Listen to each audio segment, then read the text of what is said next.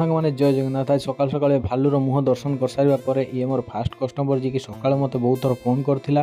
ତ ଆଜି ସଣ୍ଡେ, ଆଜି ମୁଁ ଜାଣିଛି ଆଜି ବହୁତ ଭିଡ଼ ହେବ ଦୋକାନ, ତ ସେଥିପାଇଁ ମୁଁ ବି ଆଜି ବହୁତ ଶୀଘ୍ର ଦୋକାନକୁ ଆସିଥିଲି। ଆଉ ୟାର ବି ନର୍ମାଲ କଟିଂଟେ ହେବାର ଥିଲା, ତ ୟାର ବି ନର୍ମାଲ କଟିଂଟେ କରିଦେଲି। ତାପରେ ମୋର ଗୋଟେ ସାଙ୍ଗ ବହୁତ ଦୂରରୁ ଆସିଥିଲା, ତ ସେ 2 ଦିନ ହେଲା ମୋତେ ଫୋନ୍ କରୁଥିଲା ଯେ ଚୁଟି କାଟିବ ବୋଲି। ତ 2 ଦିନ ହେଲା କିଛି ପର୍ସନାଲ କାମରେ ମୁଁ ବାହାରକୁ ଯାଇଥିଲି, ତ ସେଥିପାଇଁ ଦୋକାନ ମୁଁ ବନ୍ଦ ରଖିଥିଲି। ତ ଆଜି ସକାଳୁ ସକାଳୁ ମୁଁ ତାକୁ ଫୋନ୍ କରି ଡାକିଥିଲି। ମୁଁ କହିଥିଲି ଯେ ଶୀଘ୍ର ଆସେ, ଚୁଟିଟା କାଟିଦେଇ ପଳେଇବୁ। ତ ସିଏ ବି ଶୀଘ୍ର ଦୋକାନକୁ ଆସିଥିଲା। ତ ତା ସାଙ୍ଗରେ ଆଉ ଜଣେ ବି ଭାଇ ଆସିଥିଲେ, ସାନ ଭାଇ। ତ ତାର ବି ନର୍ମାଲ କଟିଂଟେ ହେବାର ଥିଲା।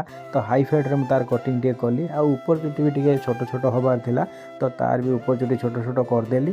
ତାପରେ 3-4 ଜଣ ସ୍କୁଲ ଛୁଆମାନେ ଭିଡ଼ କରିଥିଲେ, ତ ତାଙ୍କୁ ବିଦା କରିସାରିବା ପରେ ଆଉ ଜଣେ ଭାଇ ମୋର ଦୋକାନ ପାଖରେ ତାଙ୍କ ଘର, ସିଏ ବି 2 ଦିନ ହେଲା ଫେରିକି ଯାଉଥିଲେ ଦୋକାନରୁ।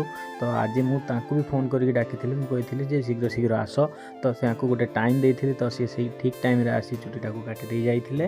ତାପରେ ଆଉ ଜଣେ ଭାଇ ବି ସେମିତି ଆସିଥିଲେ ଖାଲି ଚୁଟି ଟିକେ ସାଇଡ଼୍ କରିବା ପାଇଁ, ତ ତାଙ୍କର ସାଇଡ଼୍ କରିଦେଲି। ତ ଭିଡ଼ିଓଟି ଆଜି ପାଇଁ ଏତିକି। ଯଦି ଭିଡ଼ିଓଟି ଆପଣମାନଙ୍କୁ ଭଲ ଲାଗିଥିବ ତାହେଲେ ଗୋଟେ ଲାଇକ୍ ଆଉ ଗୋଟେ ସବସ୍କ୍ରାଇବ୍ କରିବାକୁ ଭୁଲିବେନି।